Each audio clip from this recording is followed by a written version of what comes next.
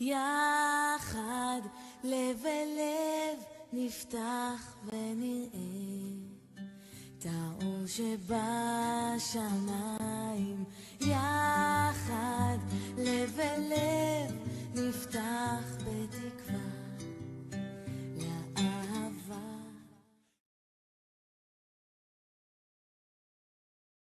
Shalom Lekulam, paz e plenitude a todos, sejam todos bem-vindos. Agora nosso Torah Talk,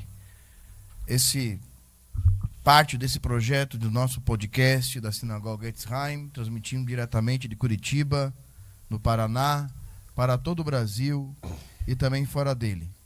Esse programa tem se chamado Torah Talk. É provável que nós tenhamos que mudar o nome, já existe Torah Talk, já existe Torahcast na internet. Mas enquanto isso, vamos seguindo aqui com o comentário da Parashá, sempre antes do nosso Kabbalat Shabbat, e logo mais você terá a oportunidade de rezar conosco a prece de Kabbalat Shabbat e de Arvit de Shabbat. Nós convidamos você também para a nossa Derashá logo mais. Enquanto isso, eu e meu filho Davi estamos aqui hoje para comentar a Parashá de Shemot desse ano judaico de 5.786. É isso, Davi? Exatamente. Shalom Lekulam, paz e plenitude a todos. Shabbat Shalom, Mevorá. Sejam todos muito bem-vindos, como o Ravi já falou, a mais um, por enquanto, Torah Talk, onde estaremos estudando a Parashá de Shemot. Parashá esta que tem, como eu gosto de dizer, o início de uma nova era para a Torá, né? Na Parashá de Shemot, nós então vemos, no livro de Bereshit, nós vemos que tivemos a primeira fase do povo judeu, a fase patriarcal, não é isso, Ravi? É isso. A fase patriarcal, onde o povo judeu era baseado, o povo hebreu, portanto, era abrâmico, era baseado em seus patriarcas, em Abraham, em Yitzhak, em Yaakov, né? Exatamente. E com Yosef, nas últimas parashot de Bereshit, nós vemos o início dessa era, que vai se iniciar com Shemot, que seria a era sacerdotal do povo hebreu. Isso. Com Moshe Rabbeinu, que seria, por assim dizer, este libertador, este lutador que lutaria por nós, por essa causa de libertar o povo judeu da terra do Egito. Exatamente. Bom, basicamente a gente separa assim, essa não é uma divisão canônica utilizada no judaísmo, mas a gente tem dividido assim,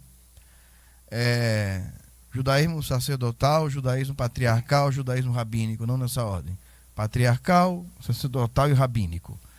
Tudo que vem antes do rabínico, o que até a era sacerdotal, que, vamos dizer ali, se finaliza com a destruição do templo, houve período de intermediários, né? E esses períodos intermediários, eles coincidem também dentro de uma visão holística, tentando trazer para dentro da percepção judaica uma percepção mais universal.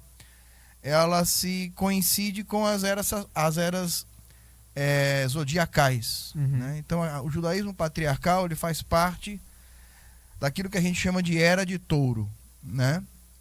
E depois o judaísmo sacerdotal, era de Áries, e aí o judaísmo rabínico era de peixes, e agora era de aquário, que acabamos de entrar, que estamos nessa transição. Entre uma coisa e outra, sempre houve um período coincidente de mais ou menos 400 anos, que é o período em que as eras zodiacais se sobrepõem. Para quem não sabe, as eras zodiacais, elas têm a ver com a transição de uma rotação completa da nossa galáxia em torno de seu eixo central, né? Então, ao longo de 24 a 26 mil anos, essa conta não é bem exata, a nossa galáxia dá uma volta em torno de si mesma. E esse é dividido em 12 quadrantes. Cada quadrante relacionado a uma asala, um signo do zodíaco, que anda na sequência contrária dos signos naturais de Áries para frente. No caso das eras zodiacais, elas andam de Áries para trás, ao contrário, sentido anti-horário, né? Então, entre a era de touro, que tem a ver com o período minoico dos gregos, o período do Egito Antigo, a Torá vai dar elementos que nos ajudam a fazer essa correlação, mostrando que a Torá foi escrita em diversas camadas. houve um período intermediário de 400 anos, e esse período vai de Abraão até a saída do Egito.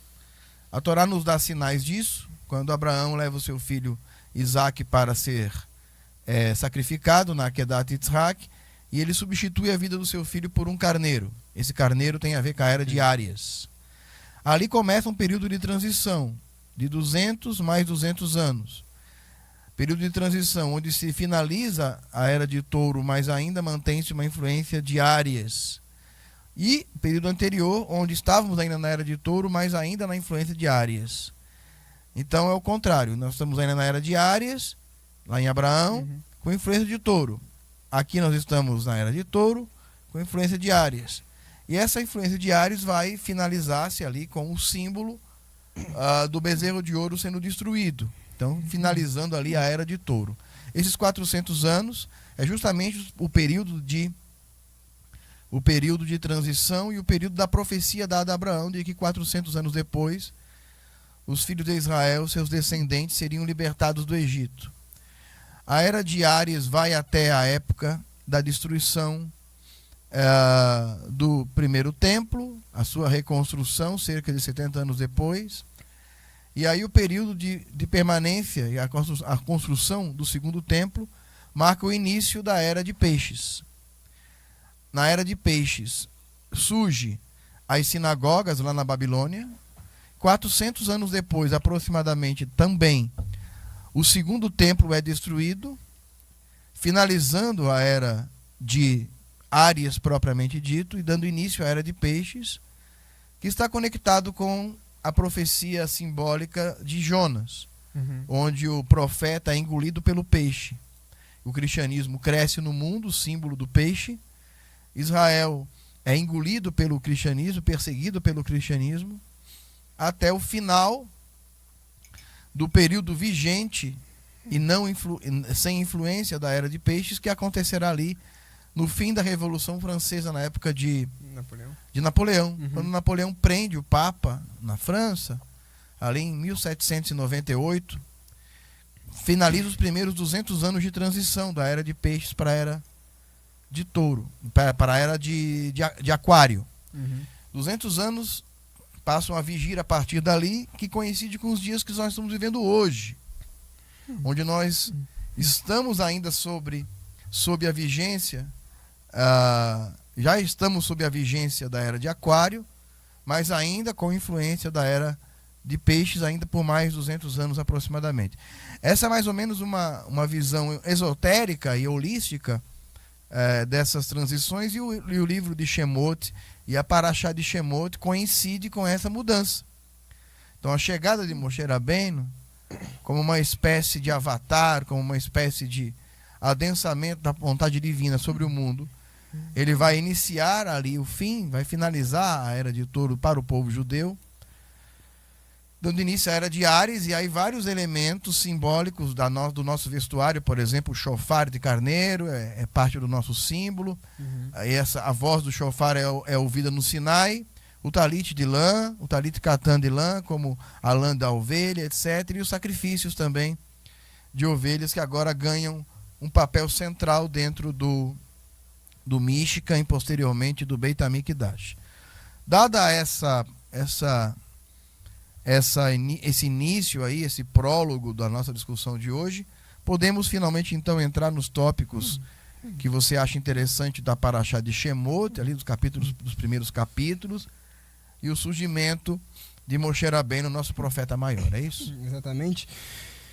Então, vamos começar do início da Parashá. Na primeira aliá não temos muitas informações, apenas ali no verso 11, vai ter algo interessante, iniciando no capítulo 1 de Shemot, verso 11. Vai ter o seguinte, que o faraó teria visto o crescimento avassalador do povo judeu ali. Na verdade, a aliá vai começar repetindo novamente os nomes daqueles que desceram ao Egito, mas dessa vez apenas os irmãos de Yosef, e vai terminar a contagem dizendo: Ei, Yosef morreu. E a partir daí inicia uma nova parte, tanto que tem aquele espaço em branco, que inicia uma nova parte ali no texto. E aí vai dizer que o faraó que reinou não conhecia a Yosef. E diz o Rashi, então isso vai intrigar o Rashi, né, sobre se esse faraó realmente não conheceu Yosef, ou se esse faraó conheceu Yosef, mas vamos dizer assim, que por ele já ter morrido, ele preferiu fingir que não conheceu. E aí isso vai intrigar bastante o Rashi. Eu gostaria de começar te perguntando sobre o Rashi, antes da gente seguir com a próxima parte da pergunta, que inicia, que encerra o verso 11. Então, o que o Rashi diz exatamente sobre essa questão do faraó? O faraó realmente ali não conhecia a Yosef, ou o faraó ele apenas preferiu não dizer que conheceu a Yosef? Bom, isso depende da opinião dos rabinos. O Rashi vai dar as duas alternativas, né? O rabino Yitzhak, Shlomo Ben Yitzhak. Ele vai dar as duas alternativas. Um, ele vai dizer, sim, o faraó morreu e é muito difícil a gente localizar historicamente quem foi o faraó que conheceu Yosef.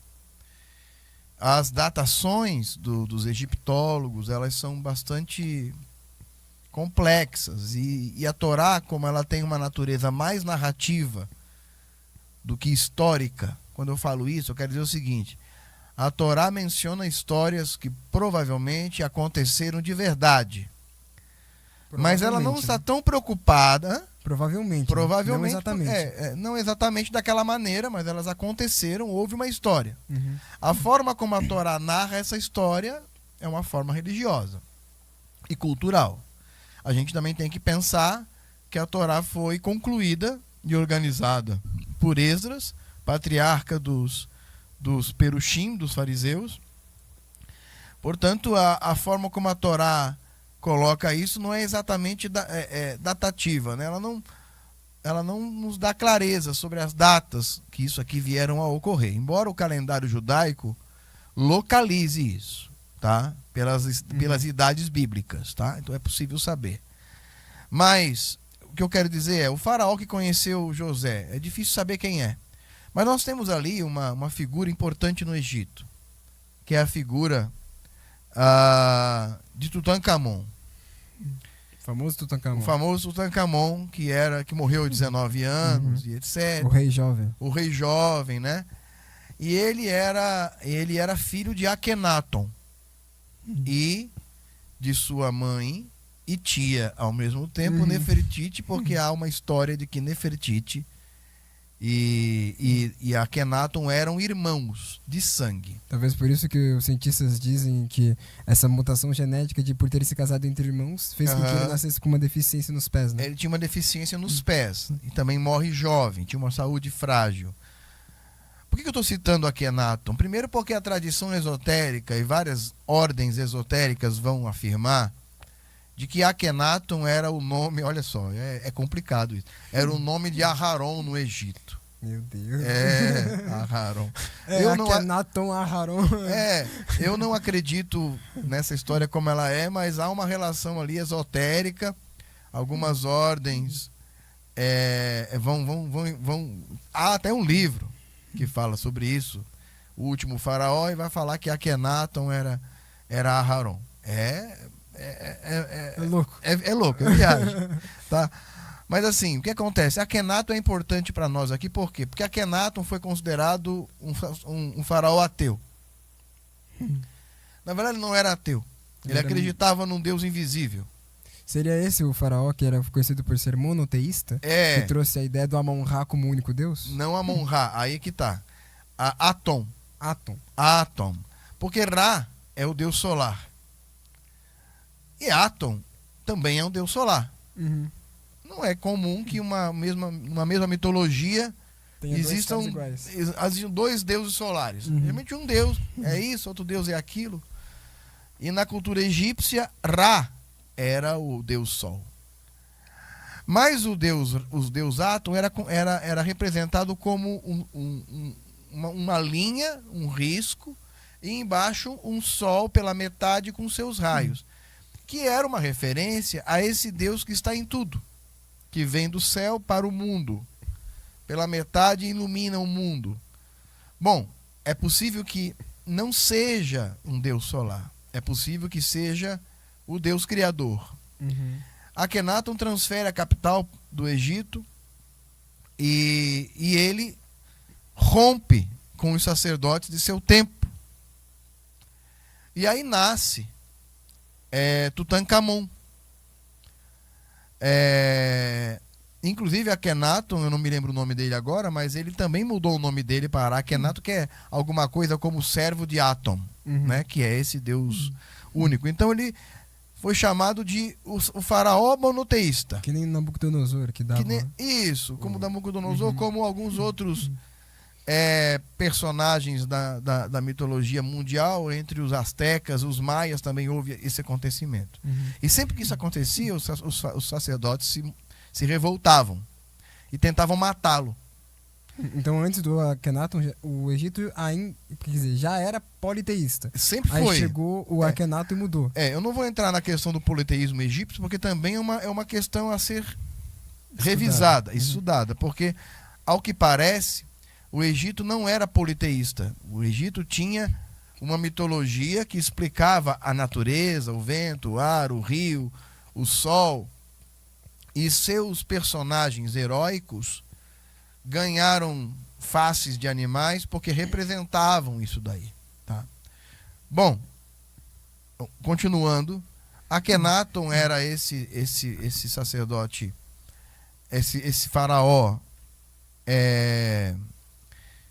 monoteísta. Ele morre, seu filho Tutankhamon reina em seu lugar. E aí há algo intrigante na Parashá de Vaigash, que é dito que é Vaigash ou Vayeri, acredito que seja Vaigash, onde Yosef fala que Hashem me colocou como pai do faraó. Foi Vaigash. Foi Vaigash. Como pai do faraó. Dando a entender que talvez, numa possível leitura, esse faraó fosse criança. Quer dizer, o faraó teve um sonho, tudo mais, mas não está escrito que esse faraó era adulto. A gente imagina ele adulto, né? Mas é possível que ele fosse uma criança, não com 17 anos, com menos do que isso.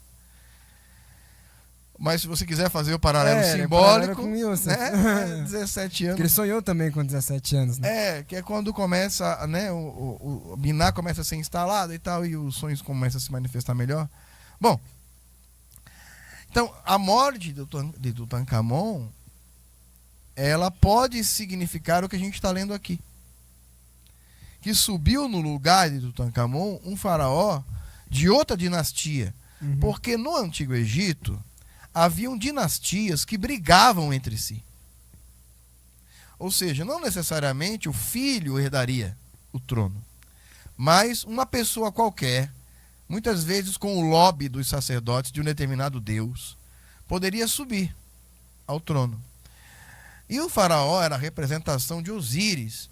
Então, um faraó que não venerasse Osíris, como era Tutankhamon e provavelmente, como era Akhenaton e provavelmente Tutankhamon, era um sacerdote que não compensava para a classe sacerdotal.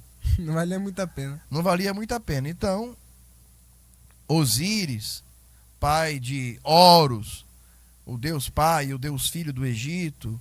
Aí você tem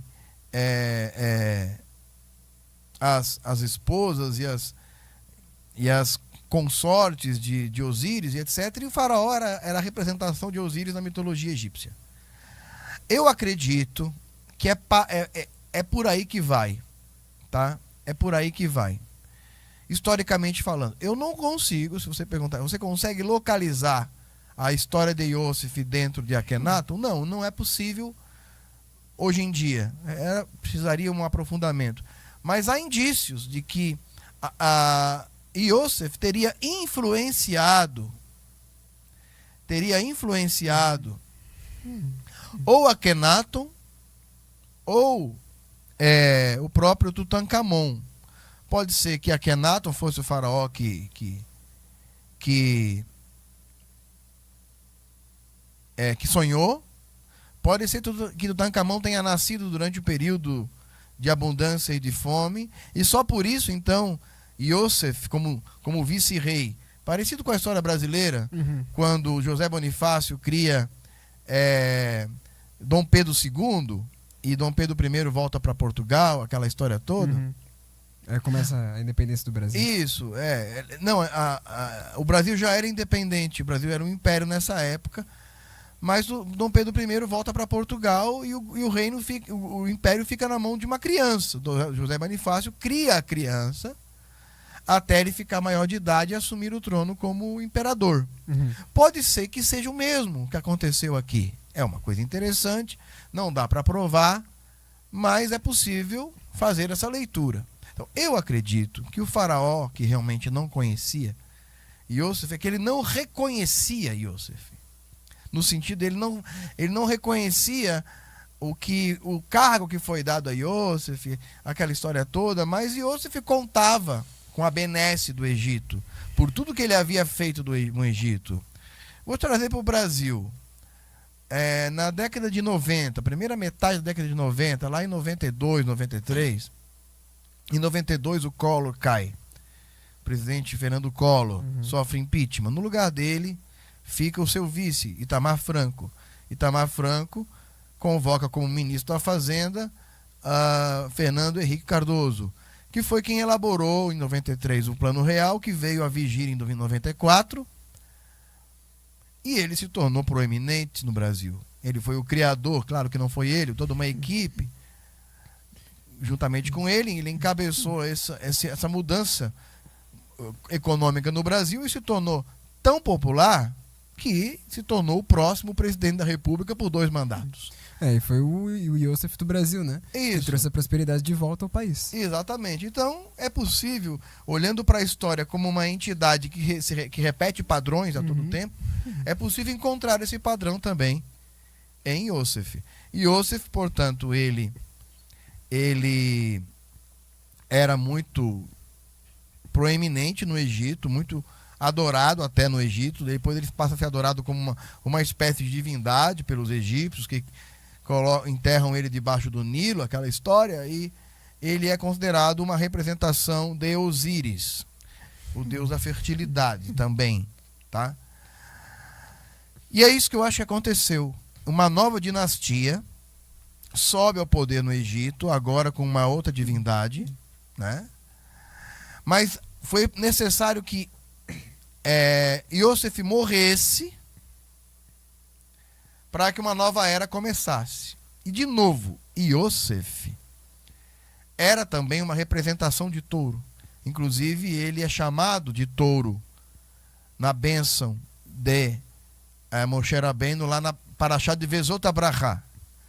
E aquela história do Midrash, que ele chama Iosef do rio, né? Levanta-te, boi, né? Com a morte de Iosef, depois com a destruição do bezerro, a Torá vai dando pistas ali, em um certo nível de compreensão, de que essa era zodiacal estava em declínio.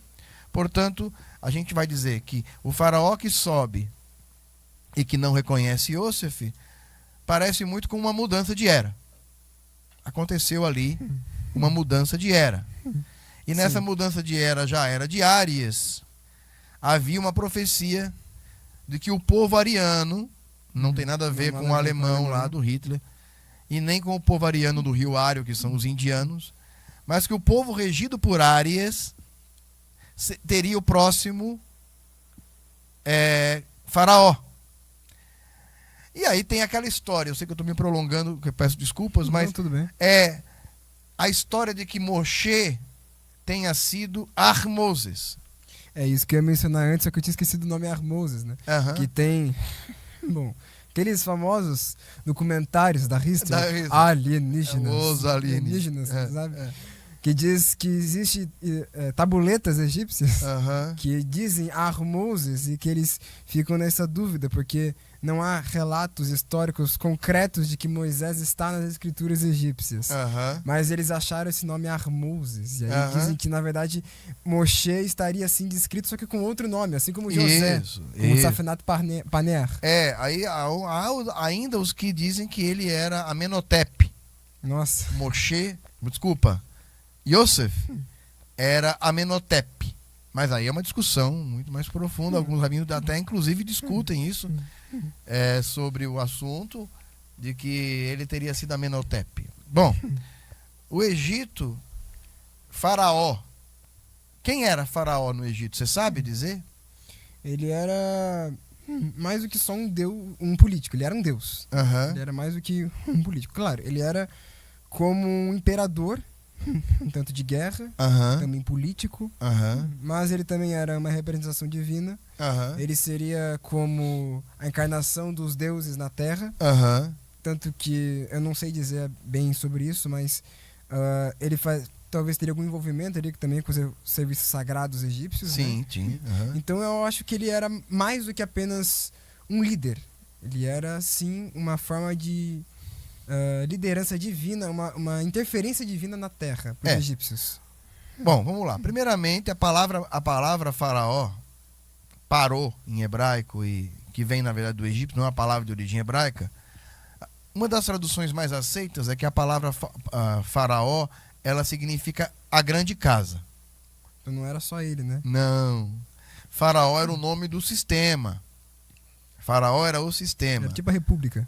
Era como o governo, não a república, o governo. Governo, sim. Que a república é a nação, É que né? eu pensei a república federativa. Não, é o governo, o que está mandando naquele momento. Ou seja, o poder executivo, o poder legislativo, o poder judiciário, Os três poderes. que né? estão regendo aquele momento. E o faraó era o representante, vamos dizer assim, desse poder. Qual era o real poder do faraó? A gente não sabe. É possível que o faraó tivesse menos poder do que a gente imagina. É como o presidente da república, né? Isso, que manda pouco. Quem manda Ele mesmo- propõe as leis e tudo mais, mas quem de fato mandava no Egito tardio, que é o Egito do qual nós estamos falando, eram os sacerdotes, que era quem governava religiosamente a nação e usava a religião para unificar o império. Parecido com a Europa da era medieval, Parecido onde com a igreja mandava no rei. Isso, exatamente. A igreja mandava no rei. E é interessante isso, porque o faraó mandava menos do que a gente imaginava. Sim, ele tinha uma relação com os sacerdotes. Ele não era um sacerdote, mas ele era mais do que isso, a encarnação da divindade. Então, os faraós eram adorados também pelos sacerdotes. Uhum. Mas os sacerdotes também usavam o faraó. Como slogan político. Isso, exatamente. É uma relação, a gente fazendo essas relações culturais, você encontra no filme O Último Buda, O Último Imperador, não é O Último Imperador, é O Pequeno Buda, que conta a história do Tibete nos anos finais do seu Estado Livre, antes da China comunista anexar o Tibete como parte de si, do seu império. Você vai ver ali a história de um lama, né, Dalai Lama. E aí tem uma parte na história que é dito que o lama precisava de óculos. E os sacerdotes budistas falam: não, você não pode usar óculos. Você é um deus. Como assim? Se as pessoas lhe verem com óculos, vão dizer que você não é um deus. Então, o que acontece? Nesse filme aparece essa criança, desde criança, sendo tratada como um deus, convencendo ela de que ela era uma divindade. Mas, na verdade, isso era parte de uma trama. Uhum. Porque era necessário a figura desse deus. Entendeu? Para que as pessoas respeitassem ele. Na Europa, como você citou, por que os papas coroavam os reis? Para que o rei fosse considerado uma instituição divina. Porque, que nem diz lá no filme lá do Napoleão, lembra? Isso. Que tem aquela fala que lembra muitos filmes históricos da Europa medieval. Os papas coroavam os reis dizendo: assim como eu te coroo na terra, que tu sejas coroado no céu. Isso. Né? Como se ele fosse realmente a representação da lei divina na terra. Isso.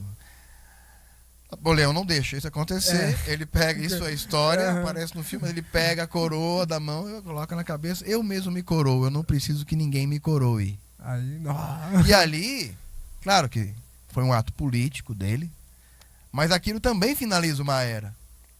A era em que a igreja tinha poder sobre a Europa. Então aquilo ali finaliza praticamente a era de peixes. Inicia a era iluminista da sociedade. O iluminismo, né? E a igreja perde poder de dar e tirar a vida, Uhum. né? E aí o resto é história. Bom, aconteceu o mesmo com o faraó? Provavelmente não. Nesse caso, o faraó ainda era uma vítima empoderada de seu papel divino. E com a morte de Yosef, o povo judeu começa a se proliferar, né? A se proliferar. Eles eram avadim, né? Plural de aved, que significa escravo ou empregado, tá? Eles não eram donos da terra, nem nada disso. E eles provavelmente ou pagavam tributo para o faraó e trabalhavam na terra no chamado período feudal egípcio, ou recebiam salário mesmo por aquilo que faziam. Eles não trabalhavam de graça. Eles trabalhavam remuneradamente. Ou trabalhavam dando uma parte do que tinham pro faraó, para a casa grande, para o governo. Ou eles ganhavam salário, propriamente dito, porque o Egito sempre assalariou seus servos. Bom, e aí, não conhecer, então significa isso. Eu não reconheço a forma como Yosef e seu povo são tratados aqui no Egito. Eles são estrangeiros tratados melhor que nós. Isso, exatamente. E aí tem a historinha lá dos Ixos, que era um povo de origem cananeia, que veio para o Egito, e esses Ixos teria sido a forma como a mitologia e a história egípcia relata a provável permanência dos hebreus no Egito. E lembrando que hebreus é um nome como os hebreus e os cananeus o chamavam. Que seriam descendentes de Abraão, né? Isso. Então, não necessariamente a forma como os egípcios o chamavam. Então, é claro que você não vai achar lá os hebreus, tá? Mas você vai achar os ibirus. Hebreus ibirus. Seria só outra que era um povo ixo, tá? Então, assim, a permanência do povo judeu no Egito é de mais ou menos 210 anos, segundo os nossos sábios, que vai cair de novo naquela segunda metade da era de transição para a era de Ares novamente. Entendeu? Então é isso. Ao que parece, era outro faraó mesmo, uma mudança completa de sistema. E é sempre assim. O povo judeu está no lugar, as coisas mudam e eles são expulsos. No caso ali, eles são... eles saem, eles fogem, eles conseguem a sua liberdade de acordo com o que a Torá vai nos dizer. Falando nisso, tem uma coisa interessante, que logo após, uns 2 versos para frente do que vai dizer ali que o faraó não conheceu a Yosef, vai dizer que o faraó endureceu ele na verdade estava numa suposta reunião, e eles dizem para o faraó que os hebreus cresciam muito rápido, e que o crescimento avassalador dos hebreus no Egito assustava o faraó. Então o faraó ele diz: então vamos esmagar os vossos espíritos para que não possam ter filhos através de um trabalho duro. Ou seja, ele aumenta a carga de trabalho e a carga horária dos empregados do sistema egípcio para que eles não pudessem ter filhos. Porque a parte mais importante, eu acho que em todas as sociedades, não é nem sobre o dinheiro, né? Quando o homem precisou se sustentar às custas do que ele não tinha, ele começou o seu primeiro processo de economia, o escambo. E ao longo do tempo ele foi criando o dinheiro, que em vez de eu ter que trocar a minha cabra pelo teu alface, eu posso dar um indexador ou algum tipo de quilo em prata, ouro ou bronze que vale aquilo. E foi criando o dinheiro. Então o problema do trabalho que a gente pode ver aqui no faraó é justamente sobre essa confusão representatória, não sei se eu posso dizer assim, representativa, do dinheiro no emocional e na mente humana. A gente sempre acha que a gente está trabalhando pelo dinheiro, mas a gente não trabalha pelo dinheiro. Né? O dinheiro ele é apenas o resultado da nossa força de trabalho. Na verdade, o que eu estou vendendo para você não é só o meu trabalho, o meu produto, a minha história. É também o meu tempo. a minha força de trabalho, o meu conhecimento. É uma minha parte da minha capacidade, vida. meu capital. Meu capital. O meu maior capital não é o quanto eu tenho na conta bancária. Aham. O meu maior capital é o quanto, eu tenho de tempo de vida. Uhum. E é isso que o faraó tentou comprar do Uhum. povo hebreu. Ele tentou comprar O a tempo de vida. Né? Se você for parar pra pensar, 1/3, eu acho que muito, mas por aí, da sua vida você passa dormindo. Uhum. Desses resto que sobra, você passa grande parte do seu tempo trabalhando Uhum. ou estudando. Aham.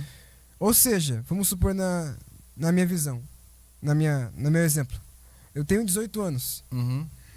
mas os anos que eu realmente vivi, Uhum. provavelmente, teriam sido ali entre 5 e 6 anos. Uhum. Porque o resto do tempo eu estava ou trabalhando, ou estudando, ou dormindo. Uhum. Entendeu? Então, a gente acaba vendendo a nossa vida Uhum. pro sistema de trabalho. Exatamente. E é esse o problema que o faraó fez. Isso me lembra um filme, também, vendo essa visão, esse exemplo cultural. Tem um filme que eu não lembro o nome, Uhum. de um mundo futurista, onde não existe mais dinheiro. Uhum. As pessoas compram e vendem tempo de vida. Uhum. Elas têm um relógio no braço, no antebraço. E toda vez que eles vão pagar alguma conta, ele fala, deu 15 minutos. Uhum. Ou uma coisa muito cara, ó, esse carro vale 1 dia e meio. Uhum. E você pagava. E as pessoas começavam a trabalhar para ganhar tempo de vida para não morrerem. E quando elas ficavam pobres é porque elas estavam à beira da morte. Uhum. Então é justamente isso que o faraó fez aqui. Ele estava comprando tempo de vida. E o que ele fez? Ele começou a cobrar mais tempo de vida em troca de pouco recurso. Aham. E ele foi começando um processo de escravidão aí. Aham. Ele começou a tentar roubar a vida. E a vida não é só o fôlego de vida.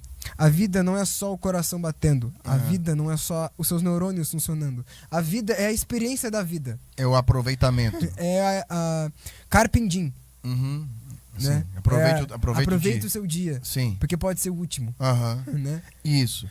E é interessante que isso vai nos trazer uma percepção do que é trabalho para o povo judeu. Então, para o povo judeu, ser escravo é não ser dono do seu tempo. É não ser dono de sua vida. Ou seja, se eu não sou dono da minha vida, eu não posso escolher guardar o Shabat.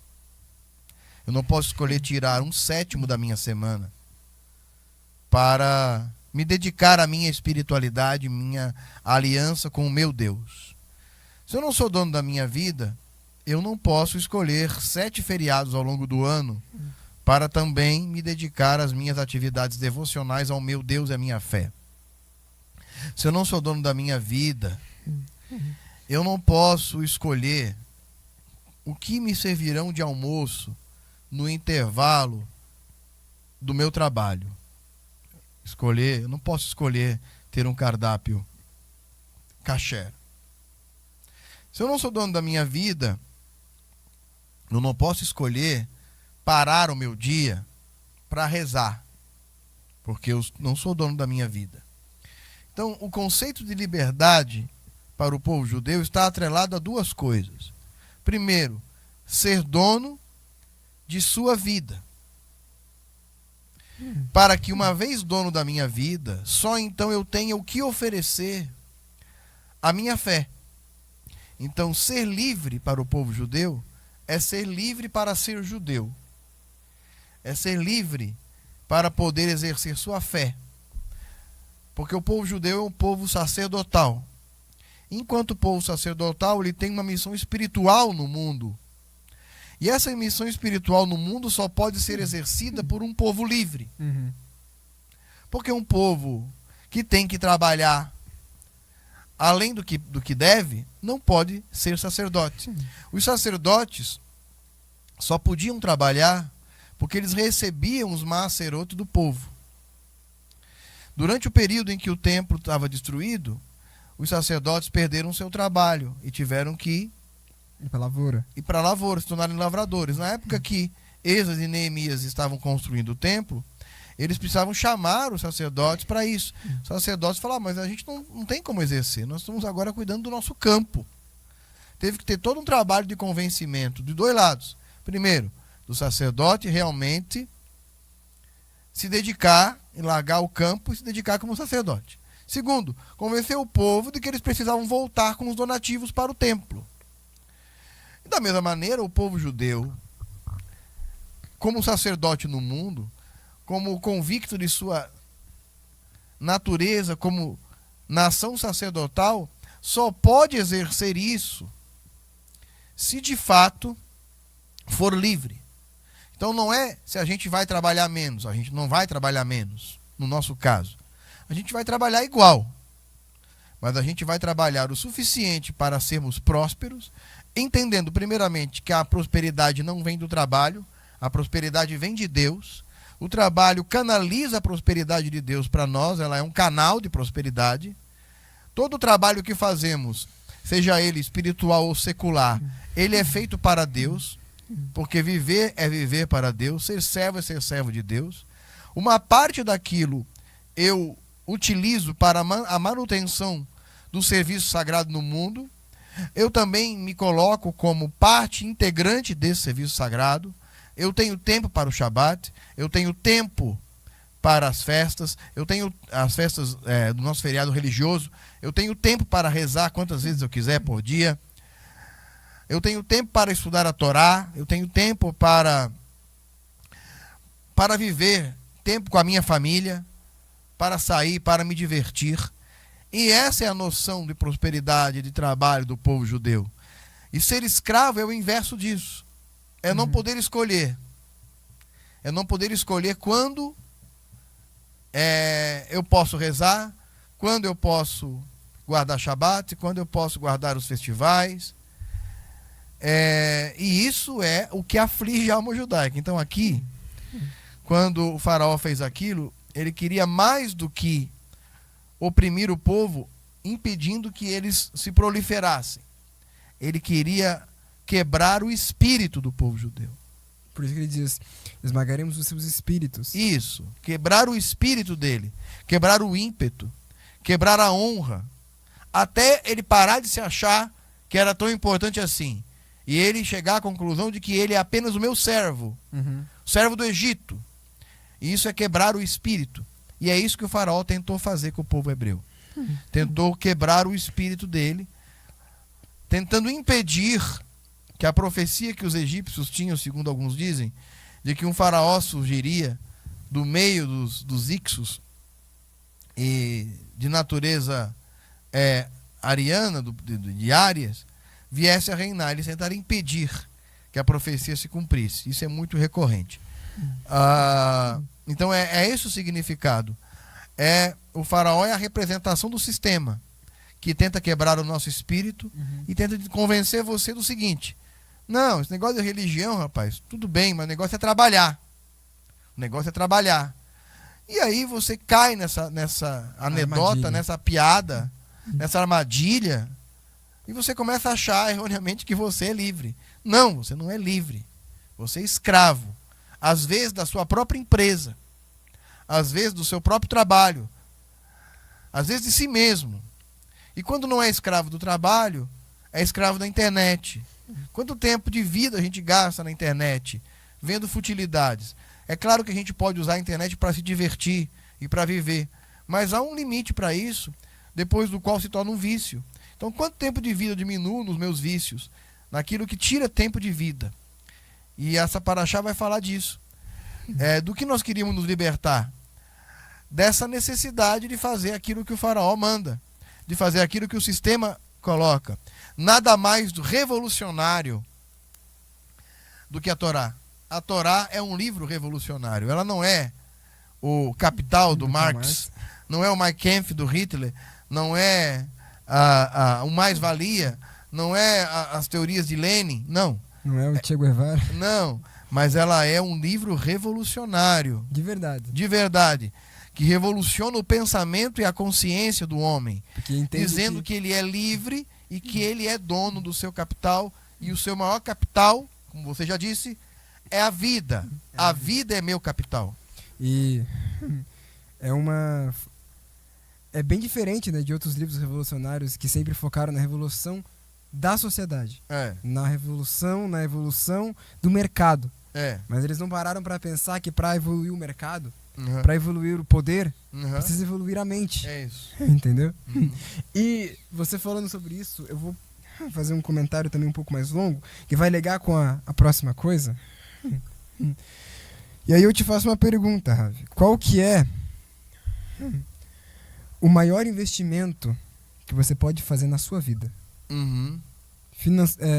Financeiramente, comercialmente, qual que é o maior investimento que você pode Mas fazer isso na sua depende vida? para quem pergunta, cada um pode ter uma resposta, eu posso ter uma, você pode ter outra. Eu acho que o maior investimento que a gente pode fazer na nossa vida é na vida em si e no aproveitamento que a gente tem com os filhos, com a família,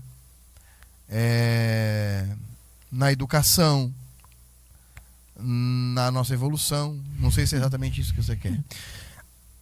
Eu, enquanto lia a Paraxá, pensei, o maior investimento que você pode fazer, ele não envolve dinheiro. Uhum. Ele necessita da sua vida. Uhum. Mas não só da sua vida enquanto conceito. Uhum. Agora um conceito mais biológico mesmo. Uhum. Ele necessita do seu fôlego. Aham. Seus filhos Aham. são o maior de todos os investimentos que você pode fazer. Sim. Os seus filhos é o que te manterão eterno. Uhum. Porque através dos seus filhos, você terá o seu DNA Uhum. gravado no DNA deles, lá no RNA. Exatamente. E o seu DNA no RNA deles estará no RNA dos filhos deles. Isso. Então a forma de te manter eterno é com os filhos. Ou seja, é o maior investimento na sua eternidade.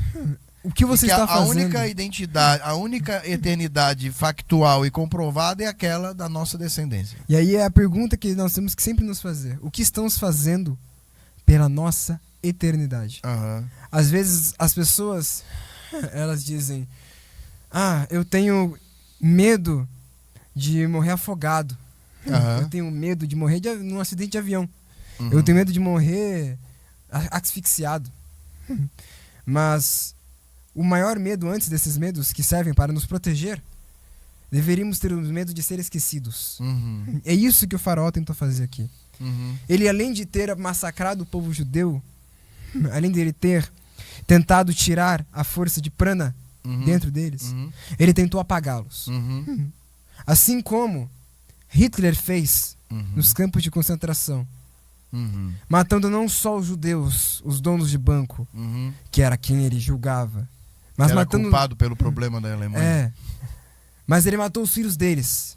Uhum. Ele matou todos aqueles que poderiam continuar o legado, que não tinham culpa alguma com aquilo. Uhum. De geração em geração, sempre se levantarão novos faraós. Aham. Na época de Moshe, foi esse faraó. Uhum. Mais pra frente, tivemos Nabucodonosor. Uhum. Nós tivemos o período helênico, nós tivemos o Uhum. período persa, o período Uhum. grego, o período romano. Tivemos a Inquisição Católica. Tivemos Adolf Hitler. Tivemos o comunismo russo. Uhum. E tivemos o Hamas, tivemos o Hezbollah. Uhum. Porque de geração em geração, o objetivo nunca foi apenas destruir uma religião. Uhum. Era destruir uma história. Uhum. Era, mais uma vez, como a gente vê nessa paraxá, um povo, mais uma vez, que o povo judeu chegou como estrangeiro, enriqueceu o dono do lugar. O dono do lugar falou: É Jacó vivendo de novo.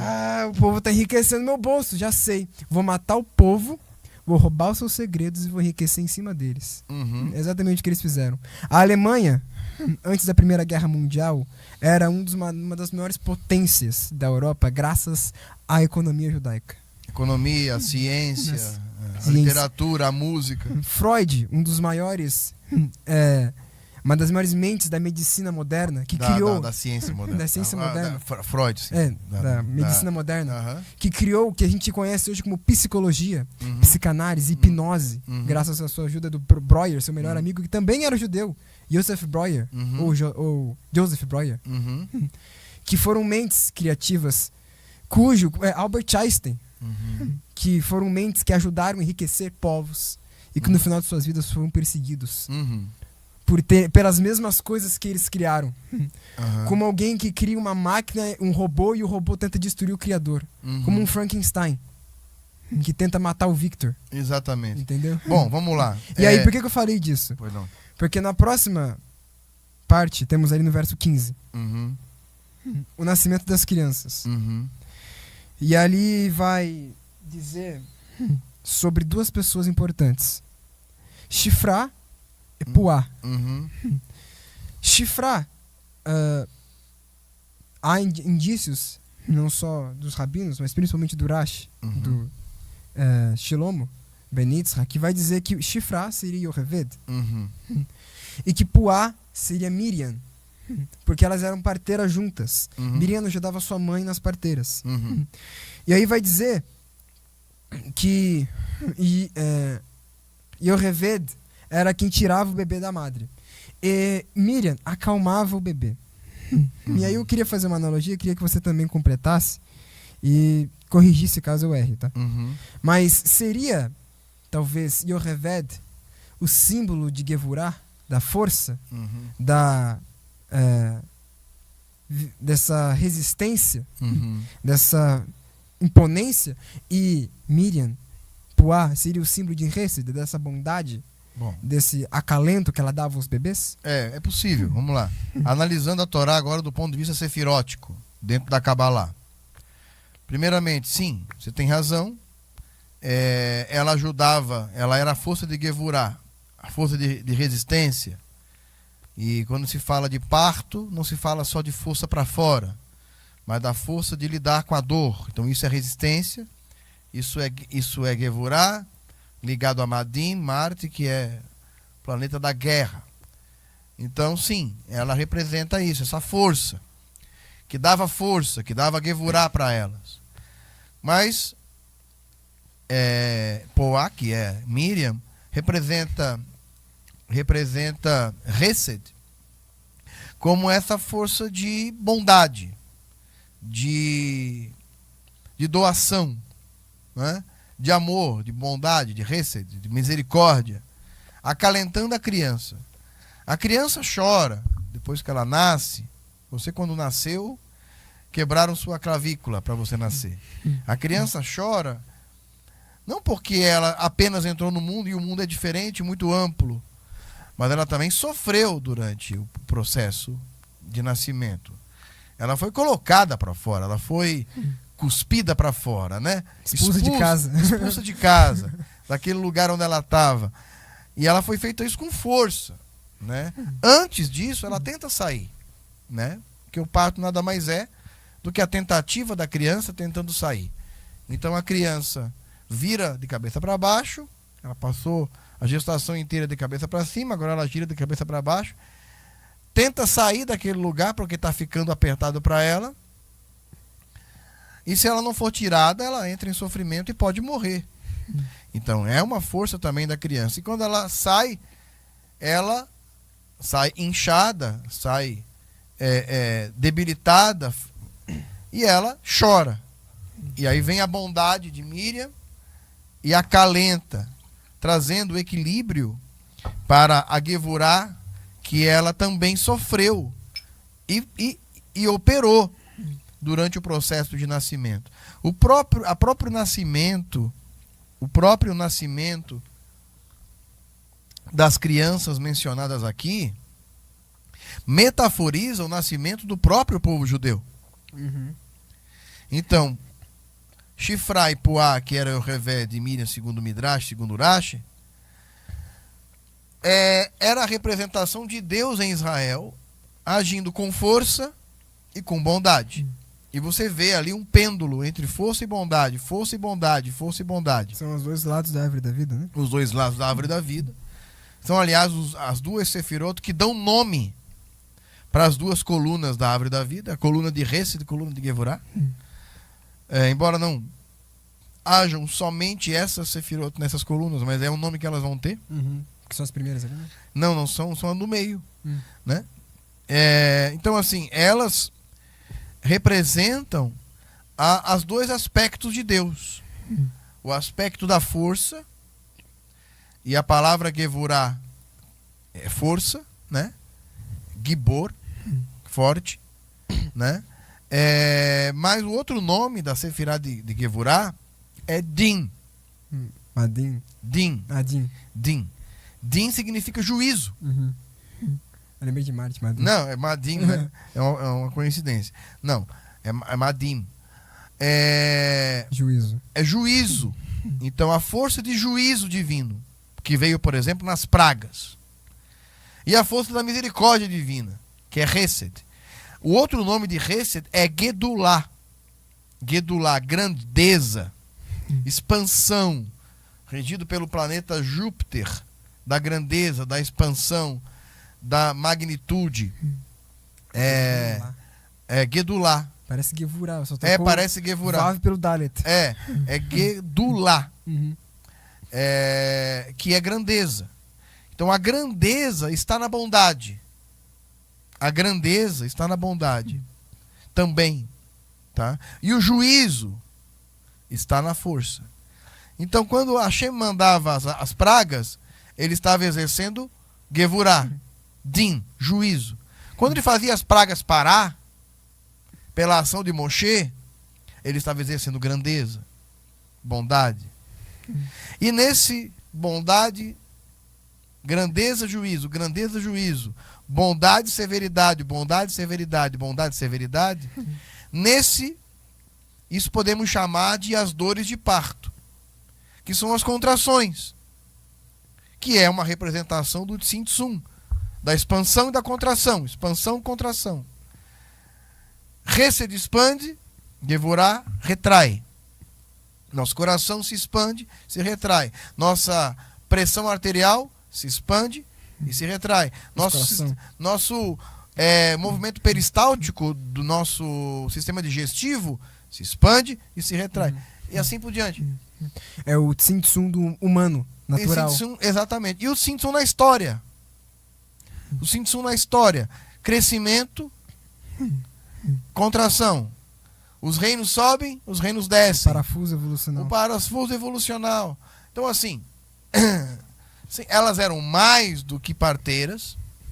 Elas são símbolos da manifestação do juízo, da força da severidade e da bondade, da grandeza de Hesed.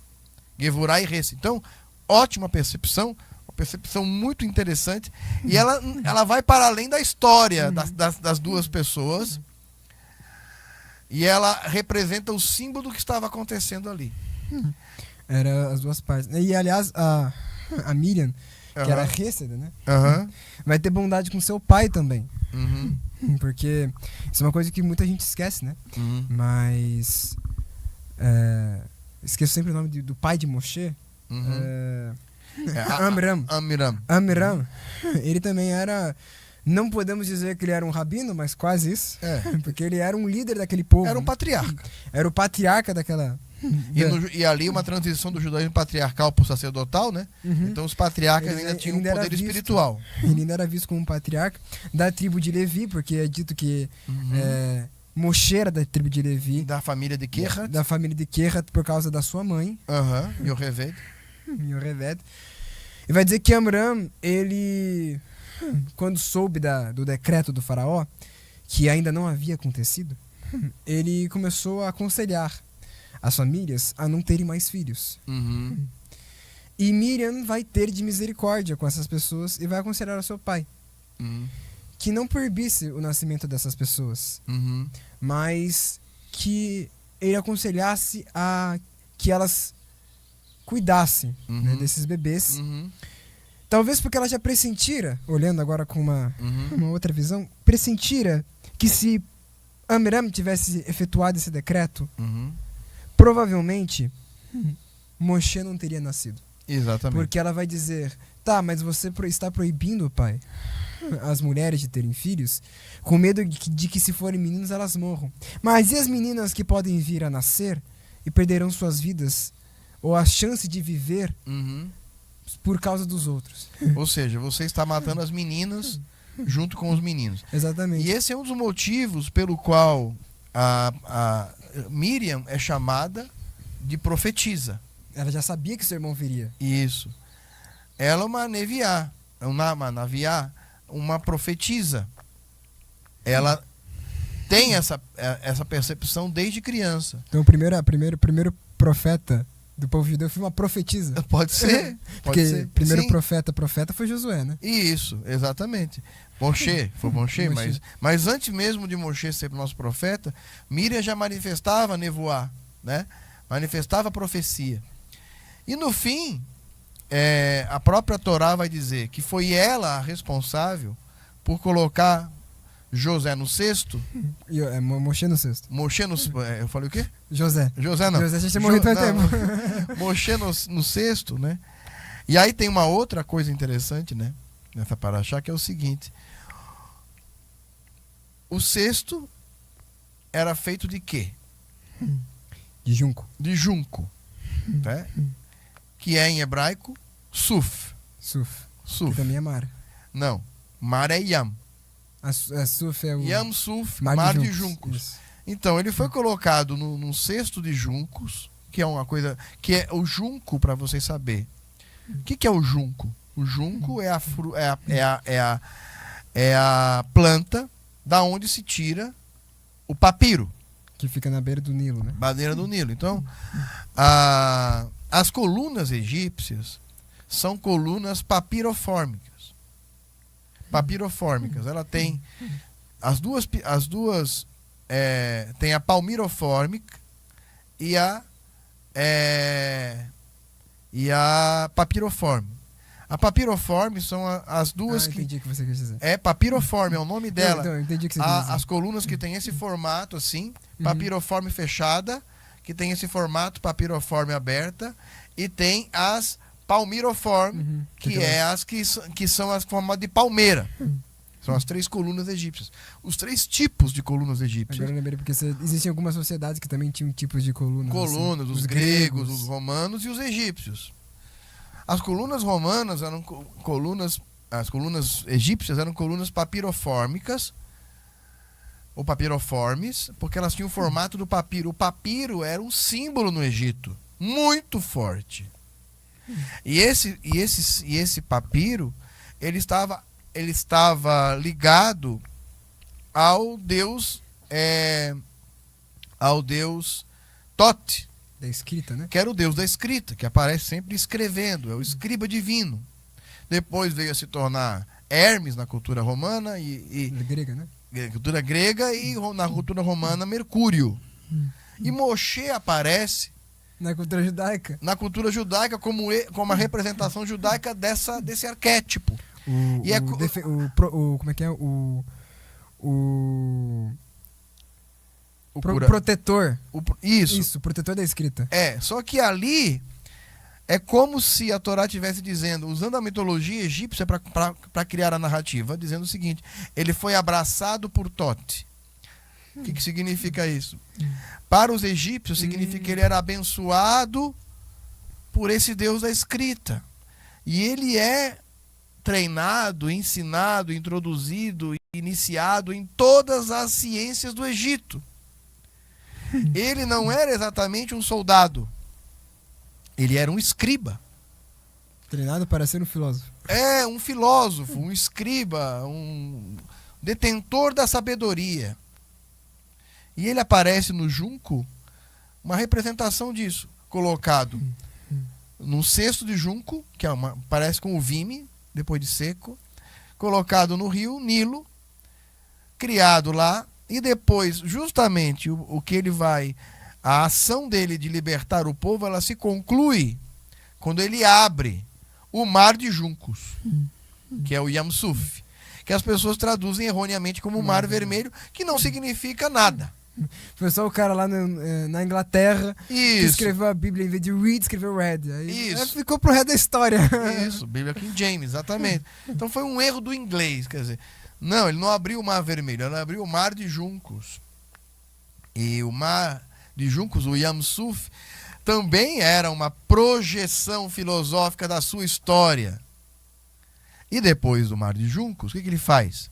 Ele sobe a montanha. E de lá ele traz uma escritura. Primeiro a escritura na pedra, depois a escritura no pergaminho. E aí só que ele escreveu no pergaminho, não escreveu no papiro. Porque a diferença entre o pergaminho e o papiro é que o pergaminho é feito com o junco aberto, suas fibras cruzadas, formando um papel.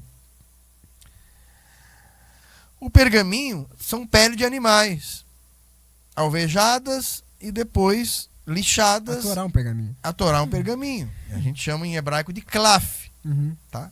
O papiro é vegetal. O klaf é animal. De novo, aquela correlação entre vegetal e animal. Os papiros se perderam. Então, onde é que os egípcios escreviam? Na pedra. Então, os egípcios escreviam na pedra com seus ideogramas, com seus símbolos, né? Hieroglifos. E depois no papiro também. Já Moshe escreveu na pedra das Luhot.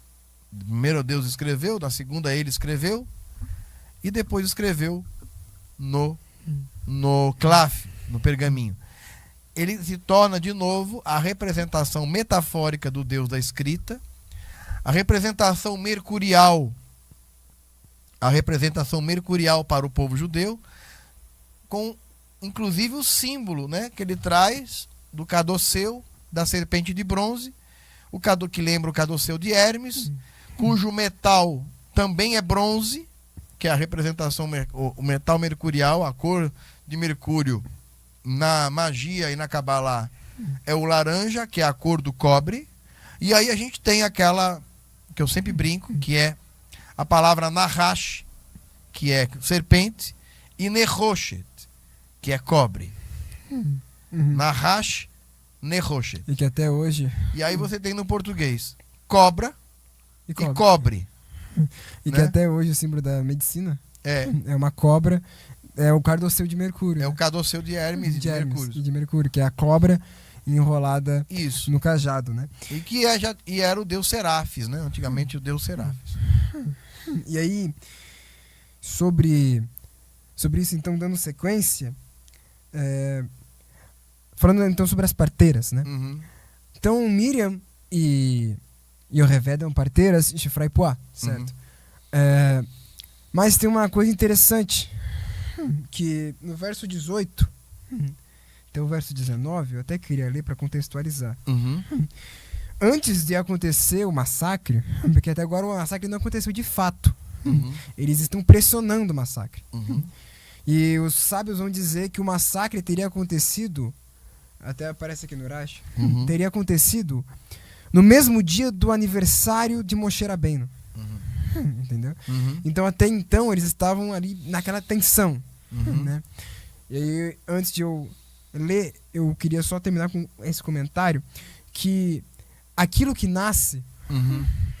aquele momento de reviravolta tecnológica, de reviravolta da saúde, da ciência, da medicina, da filosofia, sempre precisou de uma tensão inicial. Uhum. O mundo que a gente conhece hoje precisou da Segunda Guerra Mundial para Que é a acontecer. dor de parto. Que é a dor de parto. Uhum. Então essa tensão que a gente vai ler aqui agora, ela foi necessária para o nascimento dessa nova era, Uhum. que iniciaria com Moshe Rabbeinu, Uhum. que nasceria. Uhum. E aí no verso 18, é dito assim: E chamou o rei do Egito as parteiras e lhes disse: Por que tendes feito isso? Que é aquilo que está escrito no verso 16 e 17, que diz que elas aconselharam as mulheres a protegerem os meninos. Uhum. Aí ele diz então: Por que tendes feito isso? Por que tendes feito isso? Uhum. E deixando os meninos viver, e disseram as parteiras ao faraó: As mulheres hebreias não são como as egípcias, pois elas são sábias. E antes que a parteira chegue a elas já deram à luz. Uhum. E aí tem uma coisa interessante, porque a palavra sábia aqui, ela tá traduzida assim, Uhum. mas não é bem assim. Né? Aí no Rashi, ele vai interpretar de uma outra maneira. Você leu o versículo qual? Versículo 18 e 19. Ah, certo. E aí tem uma coisa interessante que ele fala. Do capítulo 1. No capítulo 1. Uhum. Que ele fala sobre o verso 18. Eu Uhum. queria ler aqui. Sobre o verso 19. Ele vai falar assim: Tô falando no Que- microfone. que de acordo com Medayot, Hayatá são parteiras. Né? Uhum. E que no hebraico ali, se você ler, está escrito Ki Hayot Ená. Uhum. Só que Hayot, no hebraico, Uhum. não é animais. Não é parteiras. Não é parteira. É animais. Animais. E que ele diz, por exemplo, que pode ser traduzido como Hayatá, que é a parteira, Uhum. ou como Hayot, Uhum. animais. Uhum. E que a tradução exata seria que as mulheres judias, as mulheres hebreias, não são como as egípcias, porque elas são como animais do campo, Uhum. que dão à luz antes que as parteiras cheguem, de cócoras, Uhum. por si próprias, Uhum. tentando dar uma afronta, uma cutucada no faraó, dizendo que elas, diferente das egípcias, não precisam da ajuda de ninguém para nascer. O povo judeu nasce sozinho Uhum. e vai embora quando ele quer. Uhum. Exato. Entendeu? E aí, bom, aí mais uma característica do povo judeu como povo ancestral e como povo tribal, né? É uma característica dos povos tribais, essa coisa da mulher dar à luz sozinha. Então ela vai na beira do rio, ali ela de cócoras tem o seu filho, lava o filho no rio, né? Enterra a placenta, sem a ajuda de ninguém. As índias fazem isso até hoje. As indianas. Não, as índias. As mesmo. indígenas. As indígenas fazem isso até hoje. Fazem isso até hoje. Quer dizer, a Torá está registrando o fim de uma era onde o povo judeu está deixando a sua característica ancestral e tribal e indo passando por uma transição civilizacional. Só que a transição civilizacional, ela também tira a força. Ela leva para outro momento tecnológico, científico, o modo de viver, mas ela também tira boa parte da força. Conhecimentos que se tinham na época também se perdem com isso. Acaba ficando automático, né? Exato. E aí hoje é inconcebível uma mulher dar à luz em casa com uma parteira. Ou até mesmo com um médico em casa. Agora, ou com médico. Hoje tem que ser uma sala de cirurgia. Há outras mulheres, hoje em dia, nem mais parto normal querem. Porque foram alienadas pela ideia de que a cesariana é melhor. E isso fez com que o nosso próprio DNA humano, cada vez mais mulheres tenham filhos cesariana e cada vez mais nascem mulheres que não conseguem dar à luz senão pelo método cirúrgico. Vai chegar um momento em que o método, talvez, que Deus nos livre, chega um momento em que o método cirúrgico se torne o único método viável e permitido. Onde o útero se tornaria apenas o receptáculo. O sistema do corpo literalmente reprodutor. Exatamente. Ele não seria também o de nascimento. Não seria o de nascimento. E aí, talvez, daqui a algum tempo, daqui 200 anos, 300 anos, alguém diz, nossa, não temos um médico, como é que ela vai dar à luz? Não, mas existia uma maneira que ela dava à luz pelo canal vaginal. Não, isso não existe, isso é arcaico. Da mesma maneira quer dizer hoje, não, imagine, dar à luz na beira do rio, isso é arcaico. Não é bebê nasce, bate a cabeça na pedra. Exatamente. Então, assim, as mulheres davam à luz como os animais, porque elas tinham força. Porque os animais têm força. Porque os animais não precisam de parteira. Os animais simplesmente dão à luz. É a mesma coisa com a nudez. Exato. Por que você usa roupa? Exato. Então o ser humano ele vai perdendo o seu contato consigo mesmo. Uhum. Vai perdendo o seu contato com sua própria natureza humana e vai se robotizando. Vai se tornando um androide. Vai se tornando um equipamento cada vez mais frágil. Mas os nossos ancestrais eram fortes. Aliás, você falando sobre isso do homem, né? Uhum. O ser humano perdendo essa essência, né? O ser humano enquanto raça humana, ele era no passado um povo bem peludo, né? Uhum. Que tínhamos pelos para nos proteger. Uhum. E os cientistas dizem que ao longo da evolução o homem foi criando a roupa. Uhum. E que, por exemplo, a minha geração hoje é difícil você ver jovens, Uhum. é bem raro, você vê jovens que têm pelos no peito. Uhum. Porque cada vez mais a genética, como você disse, humana, está perdendo a sua característica. Os dentes que nós tínhamos mais, o dente do siso, que não Muitos jovens já não têm mais dentro do siso. todo mundo tira, eu também tirei, porque é como se o corpo humano fosse acompanhando isso. Bom, tem um lado bom? Tem um lado bom. Muitas mulheres hoje não existiriam hoje se não tivesse a cesariana, inclusive sua mãe. Meu irmão não existia, ele é cesariano. Então assim, tudo é certo, tudo bem. Mas o quanto estamos perdendo disso também, né? As parteiras e as mulheres hebreias do texto da Parashá de Shemot trazem também para a ideia de que é preciso retomar a força dessas ancestrais. Mulheres fortes. Mulheres fortes que desafiavam e enganavam o sistema para livrar seus filhos, que é o caso de Miriam e Yocheved, Shifra e Poá. Mulheres fortes que gestavam e pariam seus filhos sem auxílio de ninguém, porque essa é a força de Israel. E Israel saindo desse lugar de vítima. É uma declaração. Voltando ao seu lugar de força, de animais de força. É uma declaração. Ó, o povo judeu, ele nasce quando ele quer. E ele vai embora quando ele quer. Exatamente. Porque a gente não precisa de ninguém. Não precisamos de ninguém. Como várias outras culturas do mundo precisaram de culturas anteriores para existir.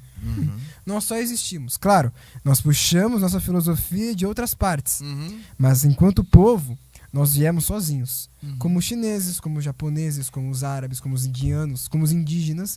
Eles apenas nasciam e só vão parar de existir quando a gente quiser. Exatamente. Quando a Hashem quiser. Exatamente. E o povo judeu, ele também, a parte da grandeza do povo judeu está justamente em poder ter aprendido com tantos povos. Ele aprendeu os mistérios com os egípcios, aprendeu os mistérios e a astronomia e a astrologia com Avraham Avinu, que era babilônico. Aprendeu durante o período do cativeiro, também babilônico, e depois persa.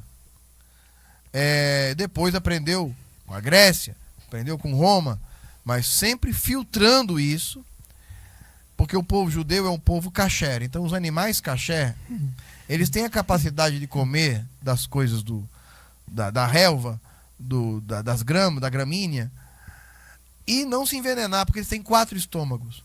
Então o povo judeu absorve a cultura dos povos, sim.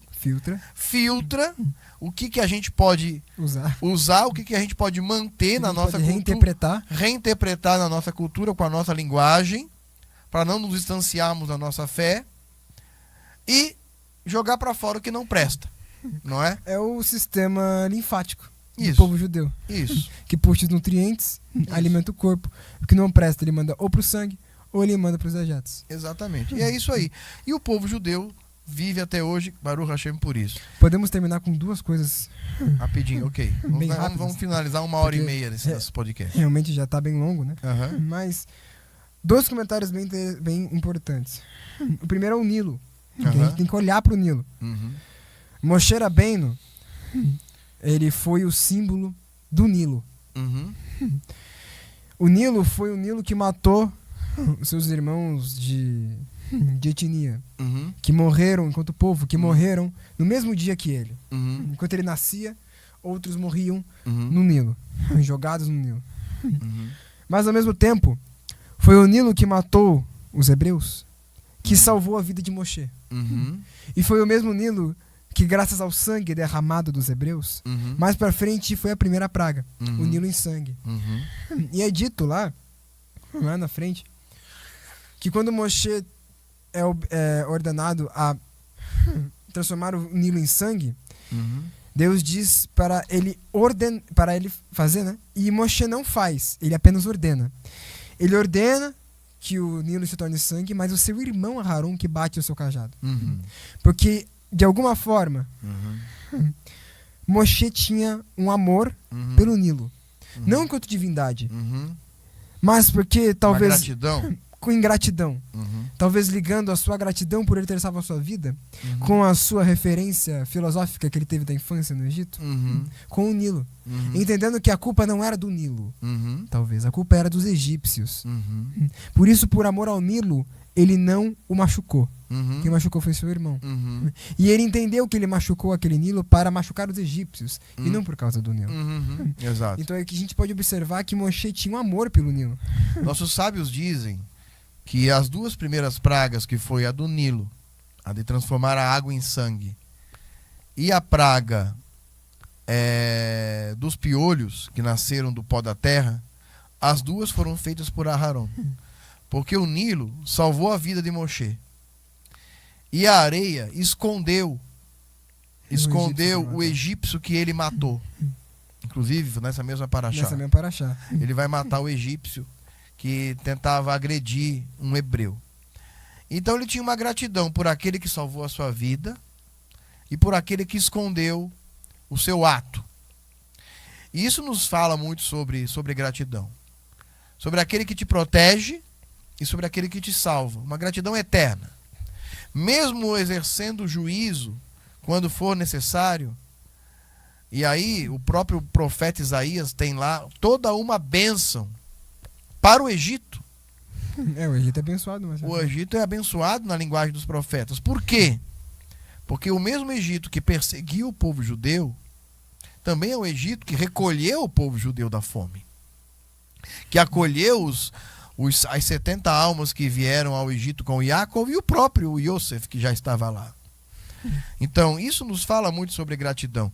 A trajetória, a jornada de cada um de nós, ela é uma jornada que também olha para a gratidão. Mesmo na hora de exercer din, é preciso ter gedulá.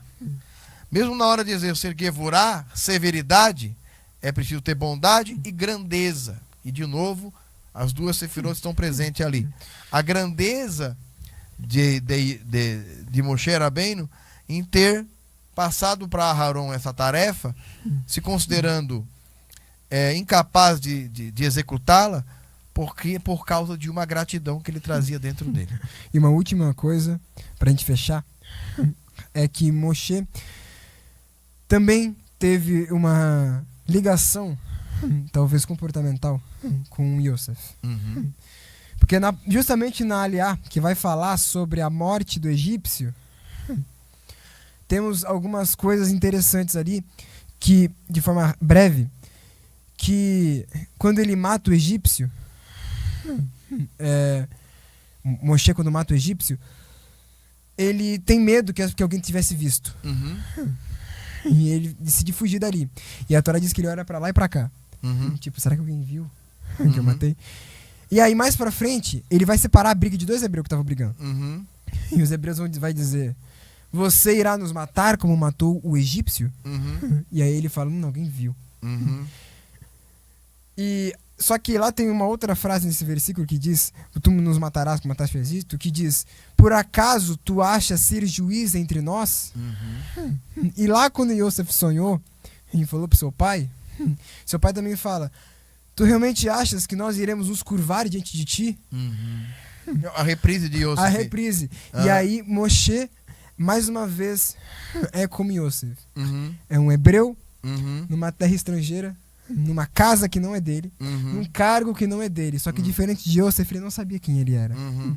Como Yosef olhava para o seu pai, Uhum. ele só queria que seu pai visse o quanto ele era grande. Uhum. Da mesma forma, Moshe olha e diz: onde está o meu pai? Uhum. Onde está minha mãe, Uhum. minha irmã e meu irmão? Uhum. E ele tenta procurar.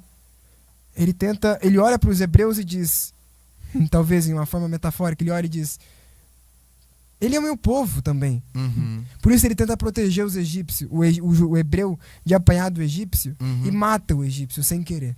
Uhum. Mais uma vez, Yosef apareceu como reprise Uhum. em Moshe Rabbeinu. Uhum. Da mesma forma que Moshe Rabbeinu, como Yosef, também precisou se encontrar.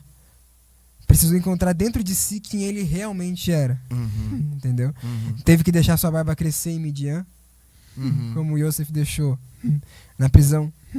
Teve que abaixar o seu ego, como Yosef teve quando virou pastor de ovelhas, saiu de príncipe do Egito para pastor de ovelhas, para um dia poder redimir o seu povo, trazendo prosperidade ao seu povo, como fez Yosef, e libertando o seu povo também da mão daqueles que os oprimiam. Ou seja, os arquétipos da Torá estão muito bem costurados. Todos eles são projeções de arquétipos que se repetem. Nosso patriarca Yaakov ficou com Labão. Labão trocou várias vezes seu salário. Nosso povo hebreu, que é a projeção de Yaakov, foi para o Egito, que mudou seu salário várias vezes. Jacó fugiu de Labão de noite. Os nossos pais fugiram do Egito de noite. Tiveram lá, enriqueceram com Labão. Aqui enriqueceram no Egito porque levaram presentes para que se cumprisse de novo a metáfora. E iniciaram um período de deserto, assim como o nosso pai Yaakov também iniciou um período também de deserto na sua vida, assim como o povo hebreu precisou se encontrar com Deus em vários momentos dentro da sua jornada no deserto. Também Yaakov se encontrou com Deus em vários momentos de sua jornada, na escada, no vale de Jaboque e assim por diante. Bom, são costuras de um tecido, né? De um tecido, é como se fosse um tecido bordado com a história judaica, porque Deus é uma mulher fazendo tricô, né?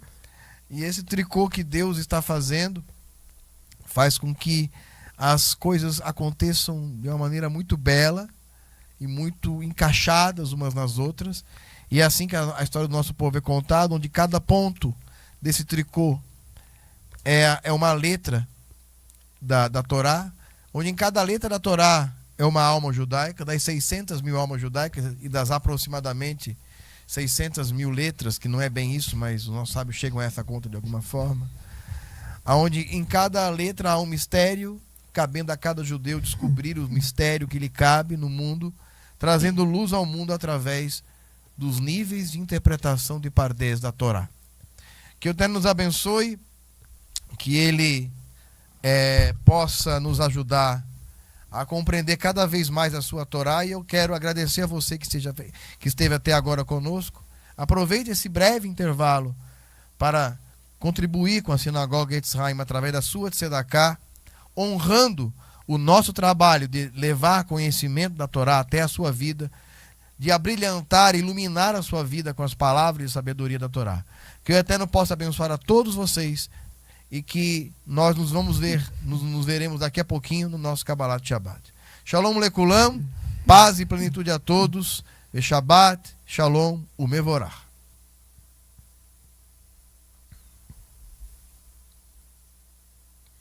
יחד לב אל לב נפתח ונראה את האור שבשמיים.